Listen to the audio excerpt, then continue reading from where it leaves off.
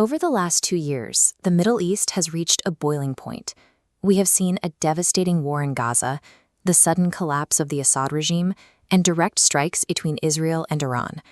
This picture shows a tanker moving through the Strait of Hormuz. 20% of the world's oil supply flows right through this narrow bottleneck. If traffic through those waters stops, the global economy slows down. What happens in Jerusalem, Tehran, or Riyadh makes its way into your daily life, impacting fuel prices and global markets.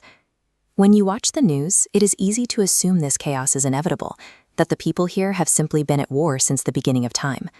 But the very term Middle East is a relatively new invention.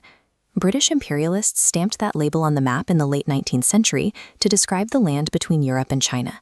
If we look past that modern label, we find 5,000 years of people building, trading, within their own geography, long before today's borders existed. The world's first organized cities emerged in Mesopotamia, what is now modern-day Iraq. Around 3500 BC, this is where humans first gathered into urban centers to build complex societies. This ancient tablet features early cuneiform writing.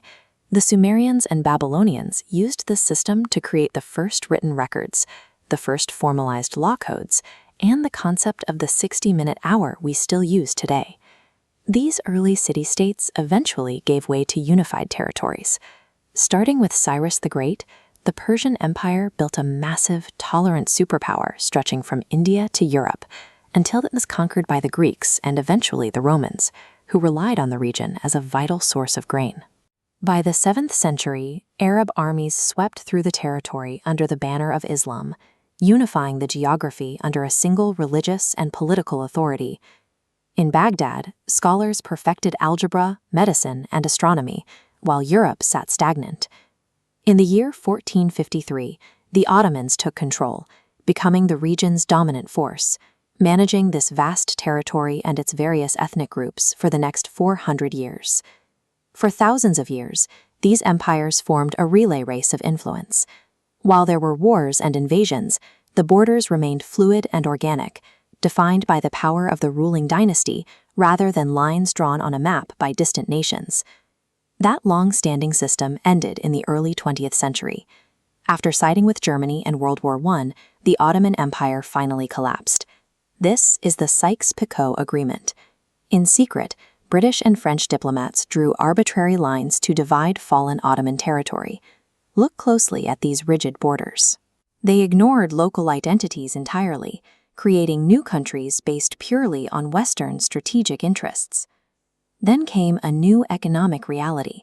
Discovering massive petroleum reserves turned sparsely populated deserts into some of the most valuable financial assets on Earth. A few decades later, the State of Israel was established in 1948.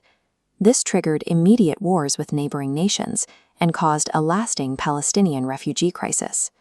Finally, the 1979 Iranian Revolution replaced a Western-backed monarch with a Shiite theocracy.